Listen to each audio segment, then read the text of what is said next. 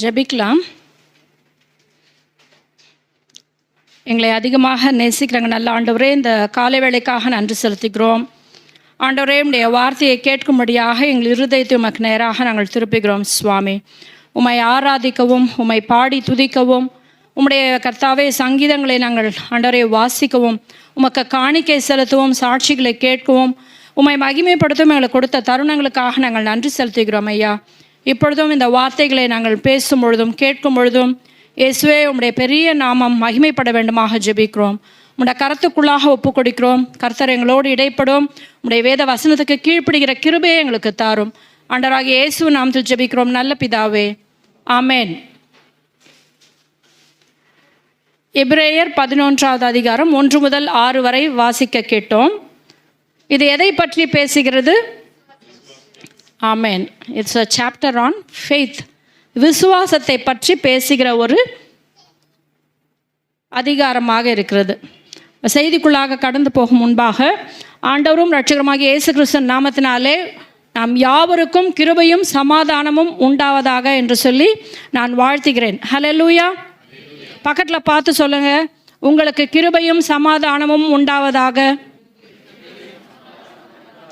Okay, முன்னாடி இருக்கிறவங்கள்ட்டையும் பார்த்து சொல்லுங்க, உங்கள் முன்னாடி இருக்கிறவங்களுக்கும் பார்த்து சொல்லுங்க, உங்களுக்கு கிருபையும் சமாதானமும் இயேசுவின் நாமத்தினாலே உண்டாக கடவுது.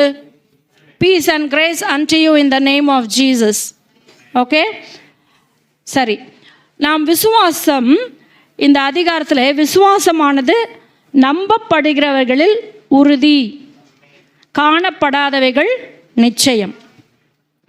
அது மட்டும் இல்லை, இந்த முழு அதிகாரத்தையும் நாம் வாசிக்கும் பொழுது விசுவாசத்தினாலே அநேக பெரிய காரியங்களை செய்தார்கள். ஹல்லேலூயா.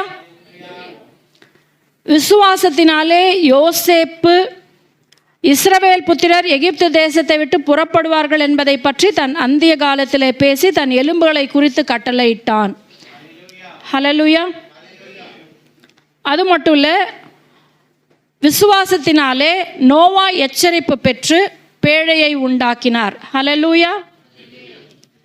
விசுவாசத்தினாலே ஆபிரகாம் தன் தகப்பனுடைய தேசத்தை விட்டு வேறு தேசத்துக்கு சென்றான். ஹல்லேலூயா.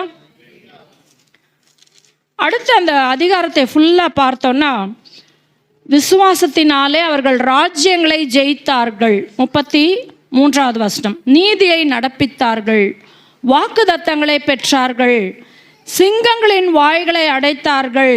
ஹல்லேலூயா. இப்படி அநேக பெரிய பெரிய காரியங்களை இந்த விசுவாச அதிகாரத்தில் நம்ம வாசிக்கிறோம். மார்க்கு சுவிசேஷத்தில் ஒரு வசனத்தை வாசிக்கலாம். விசுவாசிகளால் நடக்கிற அடையாளங்கள் யாவன. மார்க்கு 16-17 ஒருவர் வாசிக்கலாம்.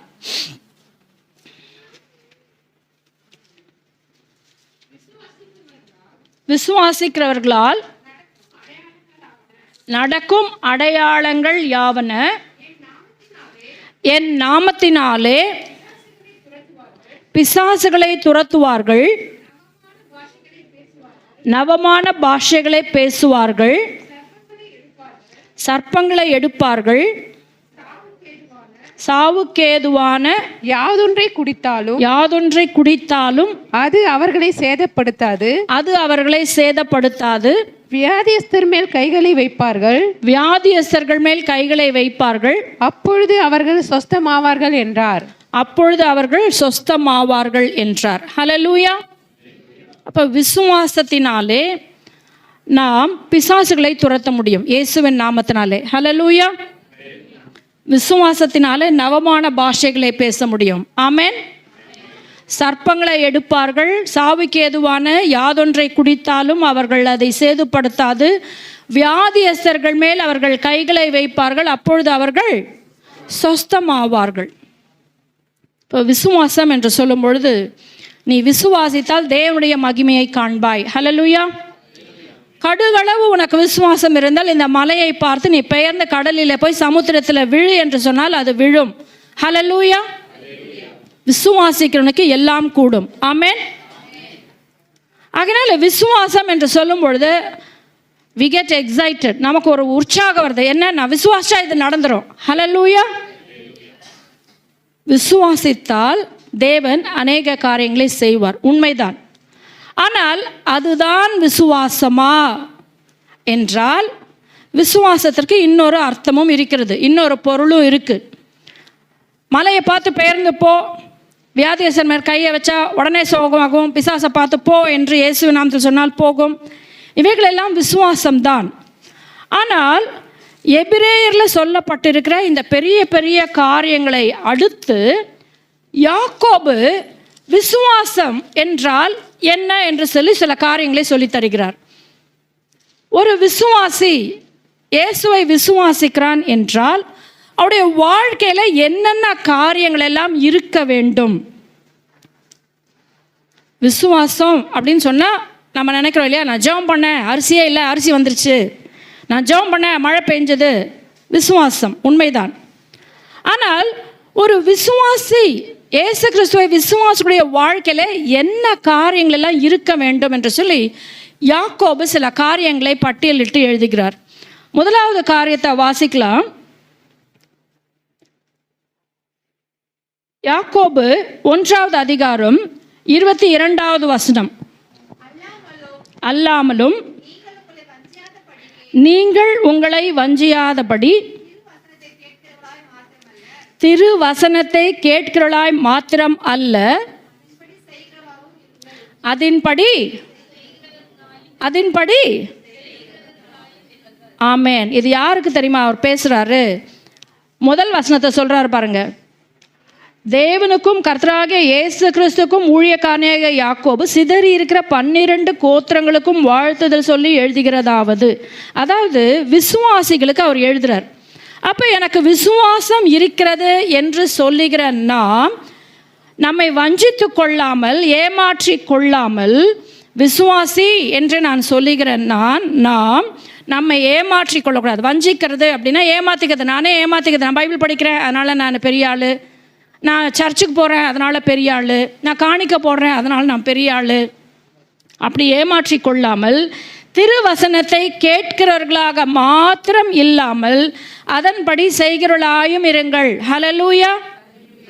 இப்போ விசுவாசம் தேவனுடைய வார்த்தையை கேட்கும், விசுவாசம் தேவனுடைய வார்த்தைப்படி செய்யும். ஹல்லேலூயா. விசுவாசம் தேவனுடைய வார்த்தையை கேட்கும், விசுவாசம் தேவனுடைய வார்த்தையின்படி செய்யும். அப்போ விசுவாசி என்று சொல்லுகிறவன் வெறும் வேதம் வாசித்தால் போதாது, அது சொல்லுகிறபடி செய்ய வேண்டும். அதுதான் விசுவாசம். ஹல்லேலூயா. Faith will listen to the word of God. Faith will obey the word of God. Obedience to the word of God is faith. தேவன் சொல்லுகிற வார்த்தைக்கு கீழ்ப்படுகிறது தான் ஒரு விசுவாசிக்கு அடையாளம். ஹல்லேலூயா. ஞாயிற்றுக்கிழமை நான் பைபிளை தூக்கிட்டு போகிறேன், மற்றவங்க அவங்க கிறிஸ்டியன் சர்ச்சுக்கு போகிறாங்க, அது ஒரு அடையாளம் தான். ஆனால் நீ பைபிளை தூக்கிட்டு வர்றதுனால மட்டும் நீ விசுவாசி அல்ல. வேதத்தை வாசிப்பதால் மட்டும் நான் விசுவாசி அல்ல. வேதத்தின் படி கேட்டு அதன்படி நடக்கும் பொழுதுதான் நான் விசுவாசி. ஹல்லேலூயா. My faith demands that I obey the word of God. என்னுடைய விசுவாசம் தேவனுடைய வார்த்தைக்கு நான் கீழ்ப்படியும்படியாய் என்னை அழைக்கிறது. ஆமென். ஆபிரகாம் ஆண்டவரை விசுவாசித்தான். நம்ம எல்லாரும் ஆண்டவரை விசுவாசிக்கிறோமா இல்லையா? விசுவாசிக்கிறோம். ஆண்டவர் சொல்றார், இந்த தேசத்தை விட்டு நான் காண்பிக்கும் தேசத்துக்கு போ. அது ஆண்டவருடைய வார்த்தை. அவன் கேள்வி கேட்டுட்டு இல்லை, அங்கே வீடு இருக்குமா ஆண்டவரே, அங்கே குடி தண்ணி வருமா ஆண்டவரே, அங்கே என்ன மாதிரி மக்கள் இருக்கிறாங்க ஆண்டவரே, அங்கே ஃப்ரெண்ட்ஸ் கிடைப்பாங்களா ஆண்டவரே, அங்கே ஸ்கூல் இருக்குமா ஆண்டவரே, என் பிள்ளைங்க அவருக்கு பிள்ளைய பிறக்கல, அப்போல்லாம் ஆண்டவரை நம்புகிறார். He just believe. ஆண்டவருடைய வார்த்தைக்கு அவர் கீழ்ப்படிந்து அவர் என்ன செய்தார்? ஆண்டவர் காட்டின தேசத்துக்கு போனார். அப்போ விசுவாசத்துடைய ஒரு அடையாளம் என்னவென்று சொன்னால், the faith that you have will help you to believe God and trust him. அவருடைய வார்த்தைக்கு கீழ்ப்படிய நமக்கு விசுவாசம் தேவையாக இருக்கிறது. நம்ம விசுவாசம் எனக்கு இருக்குன்னு நம்ம சொல்லுவோன்னா அதற்கு ஒரு அடையாளம் என்ன என்று சொன்னால் தேவனுடைய வார்த்தைக்கு கீழ்ப்படிய வேண்டும். ஆமென். மூன்றாவது வசனம் அப்படியே சொல்லுது, எண்ணத்தினாலெனில் ஒருவன் திருவசனத்தை கேட்டும் அதன்படி செய்யாதவனானால் கண்ணாடியிலே தன் சுபாவத்தை பார்க்கிற மனுஷனுக்கு ஒப்பாயிருப்பான். அவன் தன்னைத்தானே பார்த்து அவ்விடம் விட்டு போனவுடனே தன்னுடைய சாயல் இன்னதென்று மறந்து விடுகிறான். வசனத்தை கேட்குறோம், ஆனால் அதன்படி செய்யலைன்னா அது எதுக்கு ஒப்பாயிருக்கான்? காலையில் எல்லாரும் கண்ணாடியை பார்த்தோமா இல்லையா? பார்த்தோம். தலை முடி இங்கே சரியாக இருக்கா, இல்லைன்னா துணி சரியாக இருக்கா, இல்லையா பவுடர் சரியாக இருக்கா, அப்படிலாம் நம்ம கண்ணாடியில் நம்ம பார்த்தோம். ஆனால் கண்ணாடியில் பார்த்து என் முகம் எப்படி இருக்குன்னு நான் மறந்து போயிட்டா கண்ணாடி பார்த்து ஏதாவது பிரயோஜனம் இருக்கா? ஒரு பிரயோஜனமும் இல்லை. ஆகையினால வேதத்தை வாசிக்கிறதும் அப்படி தான். வேதத்தை வாசிச்சுட்டு அதன்படி செய்யலைன்னா நீ உன் கண்ணாடிக்கு முன்னாடி நின்று உன் முகத்தை எல்லாம் பார்த்து ஒப்பனையெல்லாம் பண்ணிட்டு அதுக்கப்புறம் உன் முகம் எப்படி இருக்குன்னு மறந்து போகிறீங்கல்ல, அதுக்கு ஒப்பாக இருக்கிறது என்று சொல்லி தேவனுடைய வார்த்தை சொல்லுகிறது. ஆகையினாலே நான் விசுவாசி என்று சொல்லுவேன் என்றால் நான் தேவனுடைய வார்த்தையை நான் வாசிக்கிறேன் கேட்கிறேன் என்று சொன்னால் வெறும் கேட்கிறது மட்டும் இல்லை, அதன்படி செய்ய வேண்டும். அது விசுவாசம். ஆகையினால விசுவாசம் என்றால் நான் கையை நீட்டினவுடனே ஜுரம் சரியாயிடுச்சு, நான் போய் ஜெபம் பண்ணவுடனே பிசாசு ஓடி போயிடுச்சு, அதெல்லாம் விசுவாசிகளால் நடக்கிற அடையாளங்கள் தான். தேவனுடைய வார்த்தை அப்படி சொல்லுகிறது. ஆனால் விசுவாசம் என்பது தேவனுடைய வார்த்தைக்கு கீழ்ப்படிவதும். ஆமென். அடுத்ததாக விசுவாசம் அது என்ன செய்யாதா? பட்சபாதம் காட்டாது. விசுவாசம் என்ன செய்யாதா? பட்சபாதம் காட்டாது. That means you don't show favouritism. அது வசனத்தில் எப்படி போட்டிருக்கு? யாக்கோபு 2:3 வசனம் 4 வசனத்தை பார்க்கலாமா? எப்படியா? மினுக்குள்ள வஸ்திரம் தரித்தவனை கண்ணோக்கி நீர் இந்த நல்ல இடத்தில் உட்காரும் என்றும் தரித்திரனை பார்த்து நீ அங்கே நில்லு அல்லது இங்கே என் பாதப்படி அண்டையிலே உட்காரு என்றும் நீங்கள் சொன்னால், என்று நீங்கள் சொன்னால் உங்களுக்குள்ளே பேதகம் பண்ணி தகாத சிந்தனையோடு நிதானிக்கிறவர்களாய் இருப்பீர்கள் அல்லவா? உங்களுக்குள்ளே பேதகம் பண்ணி தகாத சிந்தனைகளோட நிதானிக்கிறவர்களாய் இருப்பீர்கள் அல்லவோ? 6 வசனம் பார்க்கலாம். நீங்களோ தரித்திரரை கனவீனம் பண்ணுகிறீர்கள். ஐஸ்வர்யவான்கள் அல்லவோ உங்களை ஒடுக்குகிறார்கள். அவர்கள் அல்லவோ உங்களை நியாயாசனங்களுக்கு முன்பாக இழுக்கிறார்கள். அதாவது இங்கே எதை பற்றி பேசப்பட்டிருக்குன்னா ஃபேவரிட்டிசம் இல்லைன்னா பார்ஷியாலிட்டி. அதாவது மினுக்குள்ள வஸ்திரம் ஒருத்தர் போயிட்டு வந்தால் உடனே என்ன செய்யுது? நல்லா தூசி தட்டி நல்ல ஒரு சேர் அவங்களுக்கு கொடுக்கறது. இதே ஒரு ஏழை ஒரு தரித்திரர் வருவார்னா, அங்கே உட்காரு, என் சேரில் தான் உட்காருவியா, என் சோஃபாவில் தான் உட்காருவியா, என் பெஞ்சில் தான் ஏன் உட்காருவியா, அங்கே உட்காந்தா ஆகாதா என்று சொல்லி நாம் சொல்லுவோம் என்று சொன்னால் we are showing partiality. நாம் என்ன செய்கிறோமா? நம்முடைய விசுவாசத்தில் நாம் பேதகம் பண்ணிக்கிறோம். நம்ம என்ன செய்கிறோமா? இவங்க வேற அவங்க வேற அப்படின்னு நம்ம பிரித்து பார்க்கிறோம். விசுவாசம் அப்படி இட் வில் நாட் டிஸ்கிரிமினேட். விசுவாசிகள் என்று சொல்லுகிற நாம் அந்த மாதிரி பேதம் பார்க்க கூடாது. ஹல்லேலூயா. அதனால தான் யாக்கோபு சொல்கிறாரு, பொன் மோதிரம் மினுக்குள்ள வஸ்திரம் தரித்திருக்கிற ஒரு மனுஷனும் கந்தையான வஸ்திரம் தரித்திருக்கிற ஒரு மனுஷனும் உங்கள் ஆலயத்தில் வரும்பொழுது பாருங்கள், it happened in the church. இது ஆலயத்தில் நடந்துச்சு. அதனால தான் அவர் சொல்கிறாரு, உங்களை ஆலயத்தில் வரும்பொழுது மினுக்குள்ள ஆளுக்கு நல்ல சேர் கொடுக்குறீங்க, அவங்கள முன்னாடி உட்காருங்கன்னு சொல்கிறீங்க. ஆனால் தரித்திரராக வரும்போது ஏன் பின்னாடி உட்கார, எல்லோரும் பக்கத்தில் போய் உட்கார்ற, ஏன் முதல் பந்தியிலேயே உட்கார்ற, இப்படியெல்லாம் தேவ பிள்ளைகள் விசுவாசம் உள்ளவர்கள் என்ன செய்யக்கூடாதான்? பேதகம் பண்ணக்கூடாது. So faith will not discriminate. நீ அந்த ஜாதி, நீ இந்த ஜாதி, நீ அந்த ஊர், நீ இந்த ஊர். ஒரு ஊழியக்காரர் அம்மா இப்படியா சொன்னாங்க, ஒரு சகோதரி சர்ச்சில் ஒரு இடத்துல எப்போவுமே உட்காருவாங்களாம். புதுசாக ஒரு அம்மா வந்தாங்க, அவங்க முதல்ல வந்துட்டாங்க, புதுசாக வந்தாங்க. அதனால் அவங்க என்ன செஞ்சாங்க, இந்த சிஸ்டர் எப்போவுமே உட்கார்றாங்க இல்லையா, அந்த இடத்துல போய் உட்காந்துட்டாங்க. அப்போ நீங்களும் நானும் இருந்தால் என்ன சொல்லுவோம்? எழுந்திரி, இது ஏன் இடம் அப்படி சொன்னால் இட் இஸ் ஷோயிங் ஃபேவரிட்டிசம். தேவனுடைய ஆலயத்தில் எல்லாருக்கும் எல்லா உரிமையும் இருக்கிறது. ஹல்லேலூயா. ஆனால் இது இடம் ஏன் இங்கே வந்து உட்கார்ந்த அப்படி சொல்லி நம்ம என்ன செய்யக்கூடாது, மற்றவர்களை எழுப்பக்கூடாது. புதிதாக வந்திருக்கிறாங்கன்னா வந்து உட்கார்ந்துருக்காங்களா, ரொம்ப சந்தோஷம், உட்காருங்க, ஆண்டவர் ஆராதிங்க, எங்கேருந்து வந்திருக்கீங்க என்று விசாரிக்க வேண்டும். இப்போ தேவனுடைய பிள்ளைகள், விசுவாசிகள், விசுவாசம் எனக்கு இருக்கிறது, நான் இயேசுவை விசுவாசிக்கிறேன் என்று சொல்லுகிற நாம் பாரபட்சம் பார்க்கக்கூடாது. ஹல்லேலூயா. Faith shows no favoritism. Faith shows no discrimination. அடுத்ததாக மூன்றாவது காரியம், 2வது அதிகாரத்தில் 14லேருந்து 26 வரைக்கும் நம்ம வாசித்தோம் என்று சொன்னால், அந்த ஃபுல்லாக வாசிக்க வேண்டாம், அதை வீட்டில் போய் நீங்கள் வாசிக்கலாம். 30வது வசனத்தை வாசிக்கலாம். 2:30 2:20 சாரி. வீணான மனுஷனே, கிரியைகள் இல்லாத விசுவாசம் செத்ததென்று நீ அறிய வேண்டுமோ? கிரியைகள் இல்லாத விசுவாசம் செத்ததென்று நீ அறிய வேண்டுமோ? ஓகே. அடுத்ததாக அந்த கடைசி வசனம் வாசிக்கலாம். 26. அப்படியே ஆவி இல்லாத சரீரம் செத்ததா இருக்கிறது போல கிரியைகள் இல்லாத விசுவாசமும் செத்ததா இருக்கிறது. கிரியைகள் இல்லாத விசுவாசமும் செத்ததா இருக்கிறது. அப்ப நம்முடைய விசுவாசம் கிரியை செய்கிற விசுவாசமா இருக்கணும்.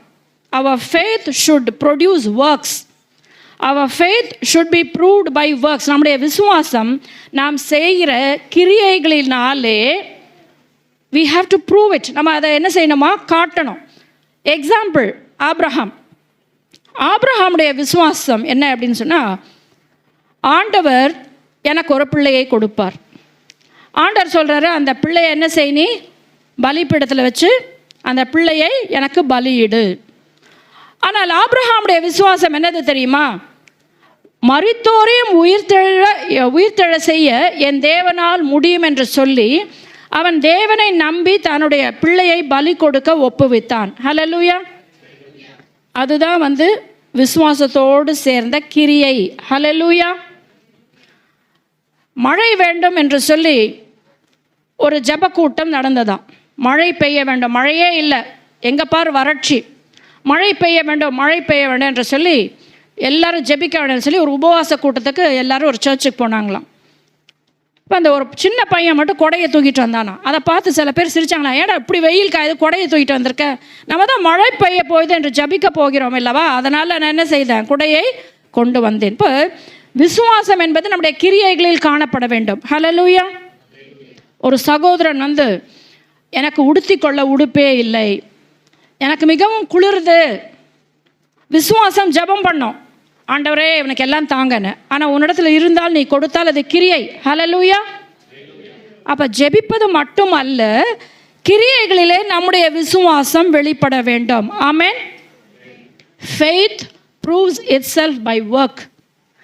ஆகையினாலே நம்முடைய விசுவாசத்தை நாம் கிரியைகள் செய்ய வேண்டாம். சில பேர் நினைப்பாங்க, நான் காணிக்க போட்டாதான் கர்த்தரனை ஆசீர்வதிப்பார். சில பேர் நினைப்பாங்க, நான் 4 மணி நேரம் ஜெபம் பண்ணாதான் இயேசுவனை ஆசீர்வதிப்பார். அதுக்கு பேர் என்னன்னா சுய நீதி. அதாவது நான் பண்ணுறதுனால நான் ஆண்டவர் ஆசீர்வதிக்கிறார். அப்படி இல்லை, நாம் சில வேளைகளில் அதெல்லாம் செய்யாமல் இருக்கும்பொழுது ஆண்டவர் ஆசீர்வதிப்பார். அதனால் நான் செய்யவே மாட்டேன், ஆண்டவர் ஆசீர்வதிப்பாருங்கிறது வந்து சாக்குப்போக்கு. நான் ஜெபமே பண்ண மாட்டேன், நான் பைபிளே வாசிக்க மாட்டேன், நான் காணிக்கே போட மாட்டேன், ஆனாலும் ஆண்டவர் ஆசீர்வதிப்பார் என்று சொல்லுவது சாக்குப்போக்கு. ஆனால் நான் இதையெல்லாம் பண்ணிக்கிறேன் அதனால் ஆண்டவர் ஆசீர்வதிப்பார் என்று நினைக்கிறோம் இல்லையா, அது தவறு. அதனால்தான் ஆண்டவர் ஆசீர்வதிப்பார் என்பது தவறு. அது வந்து சுயநீதி. நான் காணிக்க போடுறேன், நான் ஜெபம் பண்ணுறேன், நான் உபவாசம் பண்ணுறேன், நான் தசமபாகம் தரேன், நான் மற்றவங்களை விட நிறைய ஜெபம் பண்ணுறேன், அதுக்கு பெயர் வந்து செல்ஃப் ரைச்சியஸ்னஸ், சுயநீதி. நமக்கு வேண்டியது தேவனுடைய நீதி. தேவனுடைய நீதி என்ன என்று சொன்னால், ஆண்டவராகிய இயேசு கிறிஸ்துவின் இரத்தத்தினாலே நான் கழுவப்பட்டிருக்கிறேன், ஆகையினால் என் பாவங்கள் மன்னிக்கப்பட்டிருக்கிறது. ஆகையினால் பிதாவாகிய தேவன் என்னை பார்க்கும் பொழுது அவர் என் பாவங்களை பார்க்காமல் ஆண்டவராகிய இயேசு கிறிஸ்துவின் இரத்தம் என் மேல் இருக்கிறதை பார்க்கிறார். அது தேவனுடைய நீதி. ஹல்லேலூயா.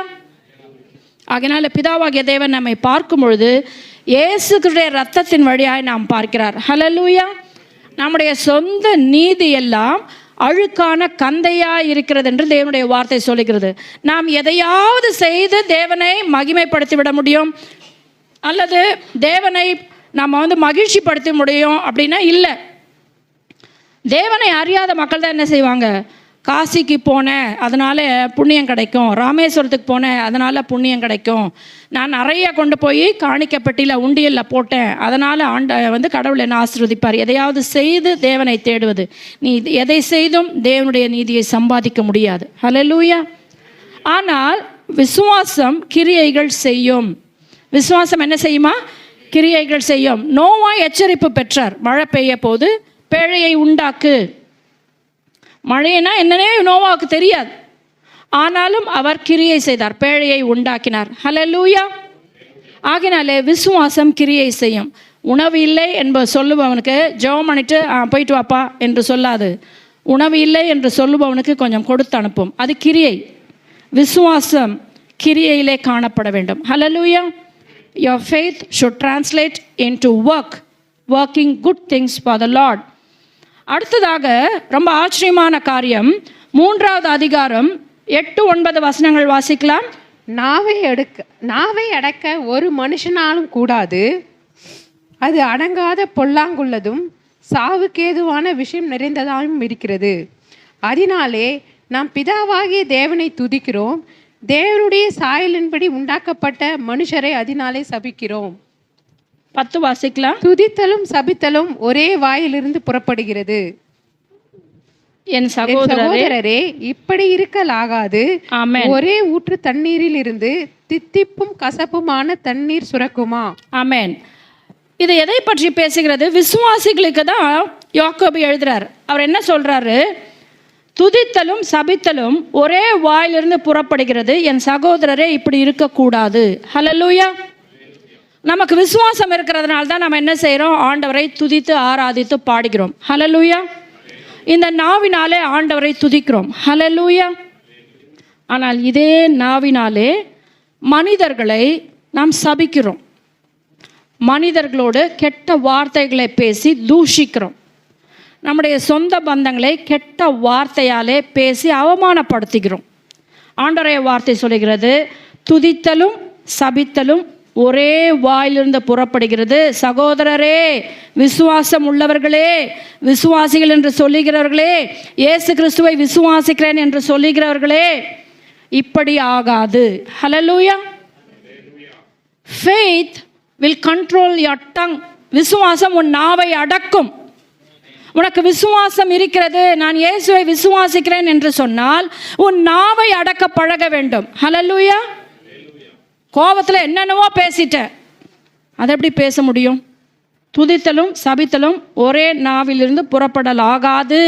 தேவனுடைய வார்த்தை சொல்லுது. உனக்கு விசுவாசம் இருக்குன்னா நீ துதிக்கிற அதே நாவினாலே மற்றவர்களை சபிக்கக்கூடாது. மற்றவர்களை கெட்டுப்போ, நாசமாக போ, எப்படின்னா போ, ஒழிஞ்சு போ, இனி உனக்கும் எனக்கும் உறவே இல்லை, எல்லாம் அத்து போட்டாச்சு, எல்லாம் இத்து போச்சு, இப்படிப்பட்ட வார்த்தைகள் விசுவாசிகள் பேசினால் அது அவ்விசுவாசிகளை விட மோசமான காரியம். ஆகையினாலே நாவை அடக்க பழக வேண்டும். நாவானதும் சிறிய அவயமாயிருந்தும் பெருமையானவைகளை பேசும். பாருங்கள், சிறிய நெருப்பு எவ்வளோ பெரிய காட்டை கொளுத்தி விடுகிறது. இந்த நாக்கு ரொம்ப ஸ்மால் ஆர்கன் இல்லை, சின்ன ஒரு பகுதி, நம்ம பாடியில் ஒரு சின்ன பார்ட்டு, ஒரு சிறிய அவயவம். ஆனால் அது என்ன செய்தா? பெருமையானவைகளை பேசுகிறது. இப்போ விசுவாசி பெருமையானவைகளை பேசக்கூடாது. நான் எவ்வளோ படிச்சிருக்கேன் தெரியுமா? நீ என்னத்தை படித்து கீழ்ச்சிட்ட? நான் படித்த மாதிரி நீ படிக்கல. நான் எவ்வளோ சேர்த்து வச்சுருக்கேன் தெரியுமா? நீ என்னத்தை சேர்த்து வச்சுருக்கிற? நான் எவ்வளோ வேலை செய்கிறேன் தெரியுமா? நீ என்னத்தை வேலை செய்கிற? என் ஊர் எவ்வளோ பெரிய ஊர் தெரியுமா? நீ எந்த ஊர்லேருந்து வந்த? என்னுடைய குலம் என்ன தெரியுமா? என்னுடைய கோத்திரம் என்ன தெரியுமா? என் ஜாதி எப்படி தெரியுமா? நான் எப்படி இருந்த ஆள் தெரியுமா? என்னால் முடியாத விஷயமே இல்லை தெரியுமா உனக்கு? நாவானது அடக்க வேண்டும். அது பெருமையானவைகளை பேசுகிறது. அப்போ விசுவாசம் உள்ளவர்கள் என்று சொல்லுகிற நாம் நம்முடைய நாவை அடக்க பழக வேண்டும். ஹல்லேலூயா. இப்போ கணவன் மனைவிக்கு சண்டை வருதுன்னு வைங்களேன், கணவன் கத்திட்டே இருக்காரு. மனைவி வாய் பேசாமல் இருந்தால், நாவை அடக்கினால், அங்கே எண்ணெய் ஊற்றலை அந்த நெருப்பில், அப்போ நெருப்பு என்ன செய்யும்? அடங்கிரும். கணவனும் கத்த, மனைவியும் கத்த, அங்கே தான் நெருப்பு எரிஞ்சிட்ருக்கேன், நீ எண்ணெயை ஊற்ற, அது காட்டை கொளுத்தி விடும். அதே மாதிரி தான் சில சமயத்தில் மனைவி கத்துவாங்க. அப்போ கணவன் கொஞ்சம் அண்டர்ஸ்டாண்ட் பண்ணணும். ஓ, கோவத்தில் இருக்கா, கொஞ்சம் அமைதியாக போகலாம், நான் தான் கணவன், நான் தான் புருஷன் என்று சொல்லி இன்னும் கொஞ்சம் பெருமையாய் நடந்து கொண்டால் குடும்பத்தில் இன்னும் கொஞ்சம் அதிக குழப்பமும் பிளவும் வரும். நாவை அடக்க எல்லாரும் பழக வேண்டும். கணவன் தான் நாவை அடக்கணும்னு இல்லை, மனைவி தான் நாவை அடக்கணும்னு இல்லை. நாவை அடக்கி பேசு, நம்ம நல்லா சொல்கிறோம். ஆனால் நான் நாவை அடக்குகிறேனா என்று பார்க்க வேண்டும். பெருமையானவைகளை பேசும். இப்போ விசுவாசம் உள்ளவர்கள் என்று சொல்லுகிறவர்கள் பெருமையாக பேசக்கூடாது. ஆண்டவருடைய வார்த்தை சொல்லுது, இந்த விசுவாசம் இது என்ன செய்யுமா? தாழ்மையை தரித்து கொள்ளும். ஹல்லேலூயா. Faith will produce humility. விசுவாசம் உனக்கு தாழ்மையை கொடுக்க வேண்டும். தாழ்மையாய் பேசணும். நம்ம ரொம்ப எக்ஸ்பர்ட்டாக இருக்கலாம். நான் என்ன எக்ஸ்பர்ட் தெரியுமா, நான் பண்ணேன்னா எல்லாரும் அப்படியே வாங்கி வாங்கி சாப்பிடுவாங்க. நான் இந்த இடத்த க்ளீன் பண்ணேன்னா எல்லாரும் எப்படி நீ தான் இந்த இடத்த அப்படி க்ளீன் பண்ணேன்னு சொல்லுவாங்க. அப்படி அல்ல, தாழ்மையாக இருக்க கற்றுக்கொள்ள வேண்டும். Faith produces humility. 4வது அதிகாரம் 3-6 வாசிக்கலாம். நீங்கள் விண்ணப்பம் பண்ணியும் உங்கள் இச்சைகளை நிறைவேற்றும்படி செலவழிக்க வேண்டும் என்று தகாத விதமாய் விண்ணப்பம் பண்ணுகிறபடியினால் பெற்றுக்கொள்ளாமல் இருக்கிறீர்கள். விபச்சாரரே, விபச்சாரிகளே, உலக சிநேகம் தேவனுக்கு விரோதமான பகை என்று அறியீர்களா? ஆகையால் உலகத்துக்கு சிநேகிதனாய் இருக்கிற விரும்புகிறவன் தேவனுக்கு பகைஞனாய் இருக்கிறான். நம்மில் வாசமாய் இருக்கிற ஆவியானவர் தம்மிடத்தில் வைராக்கிய வாஞ்சியாய் இருக்கிறார் என்று வேத வாக்கியம் வீணாய் சொல்லுகிறது என்று நினைக்கிறீர்களா? அடுத்த வசனம் வாசிக்கலாம். அவர் அதிகமான கிருபையை அளிக்கிறாரே, ஆதலால் தேவன் பெருமை உள்ளவர்களுக்கு எதிர்த்து நிற்கிறார், தாழ்மை உள்ளவர்களுக்கோ கிருபை அளிக்கிறார் என்று சொல்லி இருக்கிறது. ஆமென். அப்போ விசுவாசிகள் தேவனிடத்தில் சேருகிறவர்கள் எப்படி இருக்க வேண்டுமா? தாழ்மை உள்ளவர்களாக இருக்கணும். ஏன்னா பெருமை உள்ளவர்களுக்கு தேவன் என்ன செய்கிறாராம்? எதிர்த்து நிற்கிறார். அப்போ விசுவாசம் உள்ளவர்களாக தேவனிடத்தில் சேருகிறவர்களுக்கு தேவன் கிருபை அளிக்கிறார். அப்போ தாழ்மை உள்ளவர்களாக இருக்க வேண்டும். விசுவாசம் எனக்கு இருக்குது என்று நான் சொல்லும் பொழுது எனக்கு அது தாழ்மை இருக்க வேண்டும். சில சமயத்தில் நம்ம சர்ச்சில் என்ன செய்கிறோம்? பந்தி விசாரிக்கிறோம் இல்லையா? சபையில் என்ன செய்கிறோம்? பாய் போட்டு எல்லாருக்கும் சாப்பாடு போடுறோம். அந்த சமயங்களில் இலை எடுக்கிறதுக்கு கூட ஒரு தாழ்மை வேண்டும். ஹல்லேலூயா. இலை போடுறதுக்கு கூட ஒரு தாழ்மை வேண்டும். ஆமென். நான் எல்லாரும் சாப்பிட்ட பிறகு நான் சாப்பிட்றேன்னு சொல்கிறதுக்கு ஒரு தாழ்மை வேண்டும். ஹல்லேலூயா. எனக்கு பசிக்குது, நான் முந்தி சாப்பிட்டுக்கிறேன். சில சமயங்களில் பரவாயில்ல, ஆனால் எல்லா சமயத்திலும் நான் முந்தி கொள்ளக்கூடாது. தாழ்மை மற்றவர்களுக்காக காத்திருக்கும். தாழ்மை அதுக்காக அடுத்த முறை பந்தி போடும்போது எல்லோரும் நான் அப்புறமா சாப்பிட்றேன்னு போய் நிற்காதீங்க. சில சமயத்தில் முதல்ல உட்காருக்கும் போது உட்காரணும்.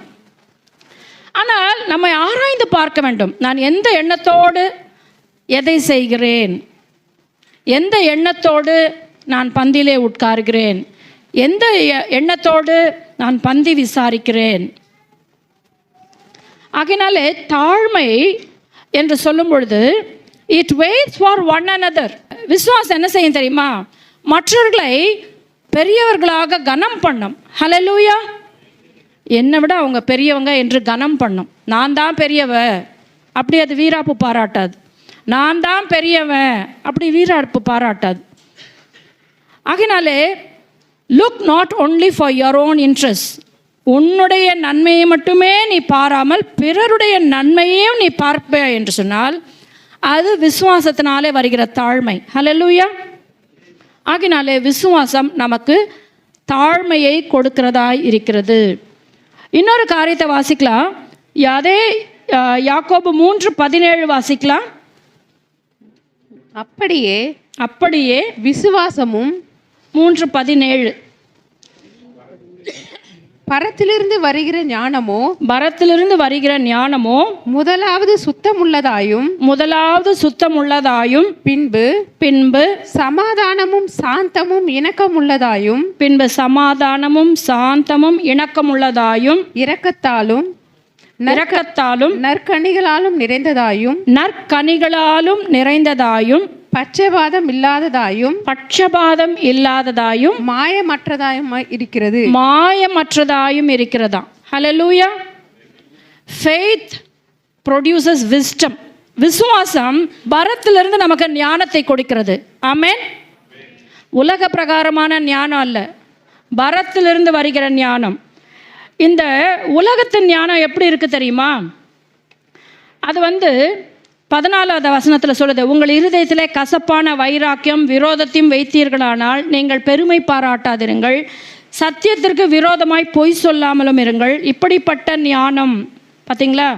இருதயத்தில் கசப்பான வைராக்கியம், விரோதம், பெருமை, சத்தியத்துக்கு விரோதமாய் பொய் சொல்கிறது, இதெல்லாம் எந்த ஞானமா? பரத்திலிருந்து இறங்கி வருகிற ஞானம் அல்ல. நம்ம நினைக்கிறோம், இந்த பொய் சொல்லிட்டு அவன்கிட்ட தப்பிச்சிக்கலாம்டா, அதுதான் இதுக்கு ஒரே வழி பார், நான் எப்படி நேக்க டேக்கிள் பண்ண பார்த்தியா இந்த ப்ராப்ளத்தை அப்படின்னு நம்ம சொல்கிறோம். அது எந்த ஞானமா? பரத்திலிருந்து இறங்கி வருகிற ஞானம் அல்ல. It is not the wisdom from God, it is not the wisdom from heaven. அது உலக பிரகாரமான தேவனுக்கு பகையான ஞானம். அதனால் ஆண்டவர் சொல்கிறாரு, இப்படிப்பட்ட ஞானம் பரத்திலிருந்து இறங்கி வருகிற ஞானமாயிராமல் லௌகீக சம்பந்தமானதும் ஜென்ம சுபாவத்துக்குரியதும் பேய்த்தனத்துக்கு அடுத்ததுமாக இருக்கிறது. ஆமென். ஆண்டருடைய வார்த்தை எவ்வளோ ஸ்ட்ராங்காக இருக்குது பாருங்கள். லௌகீக சம்பந்தம்னா வேர்ல்ட்லி விஸ்டம். அது மட்டும் இல்லை, ஜென்ம சுபாவம், பாவ மனுஷனுடைய சுபாவம் பேய்த்தனத்துக்கு அடுத்தது. நிறைய விஷயத்தில் நம்ம நினைக்கிறோம், நான் ரொம்ப நேக்காக அவங்கள்ட்ட பேசி அவங்கள ஏமாற்றிட்டேன், நேக்காக அவங்கள்ட்ட பேசி என்கிட்டேருந்து அவங்க வாங்கிக்காதபடி அவங்கள அனுப்பிட்டேன் நம்ம நினைக்கிறோம். அது பேய்த்தனத்துக்கு அடுத்த ஞானம் என்று தேவனுடைய வார்த்தை சொல்லுகிறது. வைராக்கியமாக எதையாவது ஒரு காரியத்தையும், இருதயத்தில் கசப்பை வைத்துக்கொண்டு சில காரியத்தையும், விரோதத்தை வைத்துக்கொண்டு சில காரியத்தையும், பெருமை பாராட்டுகிற காரியங்கள் எல்லாம் நாம் நினைக்கிறோம், எவ்வளோ நல்லா நான் அவங்க முன்னாடி பேசி அவங்க வாயை அடக்கிட்டேன் பார் அப்படின்னு நம்ம நினைக்கிறோம். அது பெருமை பாராட்டுகிறது, அது பேய்த்தனத்துக்கு அடுத்ததாக இருக்கிறது, அது லௌகீக சம்பந்தமுடையது, அது ஜென்ம சுபாவத்துக்கு உண்டானது என்று தேவனுடைய வார்த்தை சொல்கிறது. அது உலகத்தின் ஞானம். ஆனால் பரத்திலிருந்து வருகிற ஞானம், விசுவாசிகளுக்கு உண்டான ஞானம் பரத்திலிருந்து வர வேண்டும். ஹல்லேலூயா. பரத்திலிருந்து வருகிற ஞானம் முதலாவது சாந்தம் உள்ளது. சாந்த குணம் இருக்கா நமக்கு? சாந்தமாக பதில் பேச பழக வேண்டும். பின்பு சமாதானமும் சுத்தம் உள்ளது. God's wisdom is pure. தேவனுடைய ஞானம் எப்படியா? சுத்தம் உள்ளது, அதில் கலப்படம் இல்லை, உலக ஞானம் இல்லை. பின்பு சமாதானமும் சாந்தமும் இணக்கம் உள்ளது, மற்றவங்களோட இணங்கி போகிறது. எல்லாரும் எழுந்து நிற்கலாம் அப்படின்னு சொல்லும் பொழுது நான் ஏன் ஏஞ்சி நிற்கணும், இவங்க சொன்னால் நான் ஏஞ்சி நிற்கணுமா? அது இணக்கமுள்ள ஆவி கிடையாது. எல்லாரும் சேர்ந்து பாட்டு பாட நீ சொன்னால் நான் பாடிடணுமா? அது இணக்கமுள்ள ஆவி கிடையாது. அது எதிர்த்து நிற்கிற பெருமையின் ஆவி. நம்ம ஆராய்ந்து பார்க்கணும். சின்ன சின்ன விஷயங்களை நம்ம தவறு செய்கிறோம். தேவனுடைய வார்த்தை இஸ் லைக் அ மிரர், அது கண்ணாடி. அதில் நம்ம பார்க்கும்பொழுது இதெல்லாம் தவறாக இருக்கு என்று சொன்னால் அதை பார்த்து நம்ம என்ன செய்ய வேண்டும்? திருத்தி கொள்ள வேண்டும். காலையில் எழுந்து பார்க்குறோம், அடுப்படியில் வேலை செஞ்சுருந்தோம், போன ராத்திரியில் நிறைய கறி இருந்துச்சு, முகட்டில் எப்படியோ பூசிக்குச்சு, அப்படியே படுத்தாச்சு. அடுத்த நாள் காலையில் கண்ணாடியில் பார்க்கும்பொழுது அந்த கறி பூசி இருக்குது. அதோடையே யாராவது வெளியில் போவோமா? கண்ணாடியில் பார்த்து என்ன செய்வோம்? முகத்தை சரி செய்து கொள்ளவும். அதே போல் தான் தேவனுடைய வார்த்தையிலே சொல்லப்பட்டிருக்கிற காரியங்களை வைத்து நம்முடைய வாழ்க்கையை நாம் சரி செய்து கொள்ள வேண்டும். ஆகையினால விசுவாசம் தேவனுடைய பரத்திலிருந்து வருகிற ஞானத்தை நமக்கு தரும். ஆமென். கடைசியாக ஒரு காரியத்தை சொல்லி முடிக்கிறேன். 4:14. நாளைக்கு நடப்பது உங்களுக்கு தெரியாதே. நாளைக்கு நடப்பது உங்களுக்கு தெரியாதே. உங்கள் ஜீவன் எப்படிப்பட்டது? கொஞ்சம் காலம் தோன்றி பின்பு தோன்றாமற் போகிற புகையை போல் இருக்கிறதே. உங்கள் ஜீவன் எப்படிப்பட்டது? கொஞ்ச காலம் தோன்றி பின்பு தோன்றாமற் போகிற புகையை போல் இருக்கிறது. 19 19 வாசிக்கலாம். ஆதலால் ஆதலால் ஆண்டவருக்கு சித்தமானால் நாங்களும் உயிரோடு இருந்தால் இன்னின்னதை செய்வோம் என்று சொல்ல வேண்டும். காட்ஸ் ஃபெய்த், தேவன் மேல் நான் விசுவாசம் வைக்கிறேன் என்று சொல்லுவது யார் மேலே நம்பிக்கையை வைக்குமா? தேவன் மேலே நம்பிக்கை வைக்கணும். It produces a dependence on God. நான் தேவனை சார்ந்திருப்பேன். நிறைய சமயம் 2024க்கு நம்ம பிளான்ஸ் போட்டிருப்போம். பிளான்ஸ் போடக்கூடாதுன்னு நான் சொல்லலை, பிளான்ஸ் போடணும். நான் அங்கே போயிடுவேன், நான் இப்படி பண்ணிவிடுவேன், வானத்தை விண்ணாக வளைச்சிருவேன், வில்ல வானமாக வளைச்சிருவேன், இப்படி நிறைய பிளான்ஸ் போடுவோம். ஆனால் ஆண்டவர் வார்த்தை என்ன தெரியுமா சொல்லுது? ஆண்டவருக்கு சித்தமானால் நாங்களும் உயிரோடு இருந்தால், நம்ம உயிரோடு இருக்கோமா இல்லையானே அடுத்த நாள் கேரண்டி இல்லை. ஆனால் பெரிய பெரிய பிளான்ஸ் போடுறது கரெக்ட் தானே? ஆனால் ஆண்டவருடைய வார்த்தை சொல்லுது பாருங்கள், ஆண்டவருக்கு சித்தமானால் நாங்களும் உயிரோடு இருந்தால் இன்னினதை செய்வோம் என்று சொல்ல வேண்டும். ஆண்டவர்கிட்ட டிபெண்ட் பண்ணியிருக்கணும், ஆண்டவரை சார்ந்திருக்க வேண்டும். சம்டைம்ஸ் நம்ம பிளான் பண்ணுறோம், இன்னொரு 3 மாதம் நான் அந்த வேலையில் போய்டுவேன், நீ இந்த வேலைக்கு போய்ட்டு இங்கேருந்து இப்படி பணம் வந்துடும், இந்த பணம் வந்துடும், இப்படி சேர்க்கலாம் அப்படி சேர்க்கலாம், வீடு வாங்கிடலாம், பெரிய கட்டடம் கட்டிடலாம். நல்லது தான், பிளான்ஸ் ஆர் குட். ஏன்னா நம்ம வாழ்க்கைக்கு பிளான் பண்ணோம். Those that fail to plan they plan to fail என்று சொல்லி ஒரு கோட் இருக்குது. அப்படின்னா திட்டம் இட மறந்து போகிறவன் தோற்று போகிறதற்கு திட்டம் போடுகிறானா. திட்டம் போட மறந்து போகிறவன் தோற்று போவதற்கு திட்டமிடுகிறான். If you fail to plan, you are planning to fail. திட்டம் போடணும், நம்ம வாழ்க்கைக்கு சில திட்டங்கள் போடணும் தான். ஆனால் அந்த திட்டங்கள் எங்கே இருக்க வேண்டுமா? ஆண்டவருக்கு சித்தமானால் நாங்களும் உயிரோடு இருந்தால் இன்னின விதமாய் செய்வோம் என்று சொல்ல வேண்டும். ஆமென். நம்முடைய திட்டமிடுதல் எல்லாம், விசுவாசத்தினாலே நாம் திட்டமிடுதல் எல்லாம் தேவன் மேலே ஒரு பெரிய சார்ந்திருக்கிறதை நமக்கு உருவாக்க வேண்டும். அவர் மேல் நம்பிக்கையாக இருப்பதற்கு நம்மை உருவாக்க வேண்டும். Amen. Total trust and dependence on God. விசுவாசம் நம்மை தேவன் மேலே அதிகமாய் சார்ந்திருக்க நமக்கு உந்தி தள்ள வேண்டும். ஆகையினாலே விசுவாசம் எதை செய்யும்? அற்புதங்களை செய்யும். மலைகள் பெயர்ந்து போகும், மழை வருவிக்கும். எலியா நம்மை போல பாடுள்ள ஒரு மனுஷனாக இருந்தும் அவன் கருத்தாய் ஜெபம் பண்ணினதுனால 3.5 வருஷம் மழை பெய்யவில்லை, 3.5 வருஷம் மழை பெய்தது. ஆமென். நம்முடைய விசுவாசங்களால் அடையாளங்கள் நடக்கும். ஆனால் அதற்கும் மேலாக ஒரு ஸ்டெப் என்னன்னு சொன்னால், விசுவாசம் தேவனுடைய வார்த்தைக்கு கீழ்ப்படியும். ஆமென். விசுவாசம் பாரபட்சம் பார்க்காது. அந்த மகனுக்கு ஒரு மாதிரி, இந்த மகனுக்கு ஒரு மாதிரி, அந்த மருமகளுக்கு ஒரு மாதிரி, இந்த மருமகளுக்கு ஒரு மாதிரி, அந்த மருமகனுக்கு ஒரு மாதிரி, இந்த மருமகனுக்கு ஒரு மாதிரி, அந்த விசுவாசியை ஒரு மாதிரி விசாரிக்கிறது, இந்த விசுவாசியை ஒரு மாதிரி விசாரிக்கிறது. It will not show favouritism. அது மட்டுமில்லை, விசுவாசம் கிரியைகள் செய்யும். தேவன் சொன்னதை நம்பி கிரியைகள் செய்யும். விசுவாசம் நாவை அடக்கும். விசுவாசம் அது இட் ப்ரொடியூசஸ் ஹியூமிலிட்டி, தாழ்மையை தரித்து கொள்ளும். விசுவாசம் பரத்தில் இருக்கிற ஞானத்தோடு வாழ கற்றுக்கொள்ளும். விசுவாசம் தேவனை சார்ந்திருக்கும். இப்படிப்பட்ட விசுவாச வாழ்க்கையை வாழ தேவன் நமக்கு உதவி செய்வாராக. ஆமென். கண்களை மூடி ஜெபிக்கலாம்.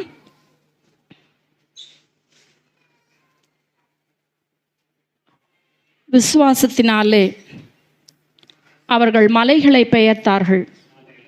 விசுவாசத்தினாலே சிங்கங்களின் வாய்களை அவர்கள் மூடினார்கள். விசுவாசத்தினாலே ராஜ்யங்களை ஜெயித்தார்கள். அதே விசுவாசத்தினாலே இயேசுவே உமக்காக தங்களுடைய சரீரத்தை 2ஆக பிளக்க ஒப்பு கொடுத்தார்கள்.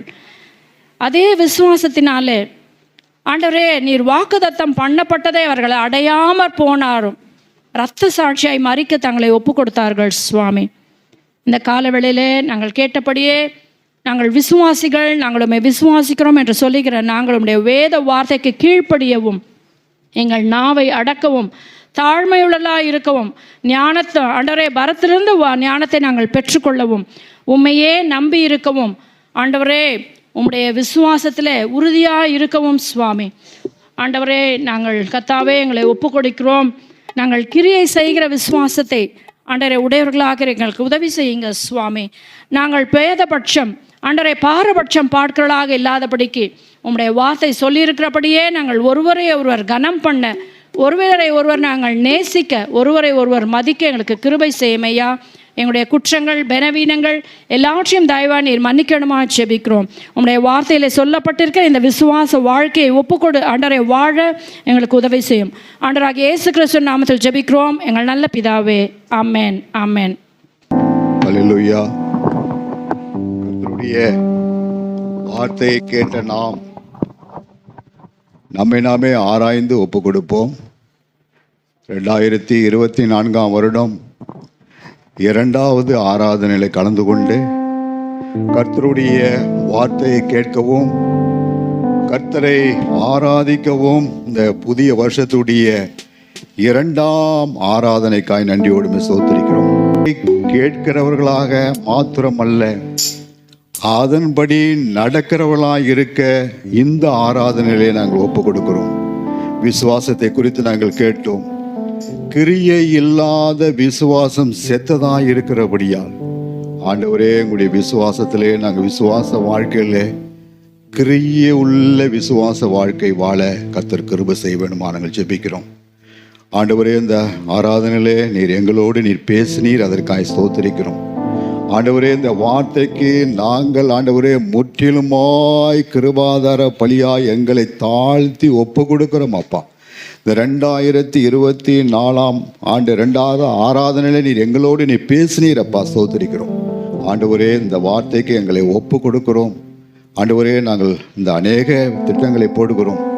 ஆனால் நாங்கள் உமக்கு சித்தமானால் நாளைக்கு நாங்கள் உயிரோடு இருந்தால் இவைகளை செய்வோம் என்ற அந்த நம்பிக்கை உள்ள வார்த்தைக்கு கூட நாங்களை அர்ப்பணிக்கிறோம். ஆண்டவரே, எங்களுடைய பிரயாசங்களுடைய எங்களுடைய கிரியைகளிலே கர்த்தருடைய சித்தமானால் நாளைக்கு உயிரோடு இருந்தால் நாங்கள் இவளை செய்கிறோம் என்று நாங்கள் சித்தத்துக்கு உங்களுடைய சித்தத்துக்கு ஒப்பு கொடுக்கிறவர்களாக முற்றிலும் அர்ப்பணித்தவர்களாக இந்த காலை வேளை ஒப்பு கொடுக்கிறோம். ஆராதனையில் கலந்து கொண்ட உங்களுடைய பிள்ளைகள் ஒவ்வொருவரையும் நீங்கள் ஆசீர்வதிக்க வேண்டுமா நாங்கள் ஜெபிக்கிறோம். பேரு பேராக குடும்பம் குடும்பமாக ஆசீர்வதிக்க வேண்டுமா நாங்கள் ஜெபிக்கிறோம். ஆண்டவரே, ஆராதனையில் வளர்ந்து தடைப்பட்ட மக்களையும் கர்த்தர் ஆசீர்வதிக்க வேண்டுமா நாங்கள் ஜெபிக்கிறோம். தடைகளை நீக்கி வருகிற ஆண்டுகள் ஆராதனையில் கலந்து கொள்ள கர்த்தர் கிருபை செய்யும். ஆண்டவரே, குடும்பமாய் கலந்து கொண்ட ஒவ்வொரு சிறு பிள்ளைகளையும் பெரு பிள்ளையும் பெரியோர்களையும் பேர் பேராக ஆசீர்வதிக்க வேண்டுமா நாங்கள் ஜெபிக்கிறோம். ஆண்டவரே கர்த்தாவே, எங்களுடைய ஆலயத்தினுடைய நடக்கிற ஊழியங்களுக்காய் ஸ்தோத்திரிக்கிறோம்.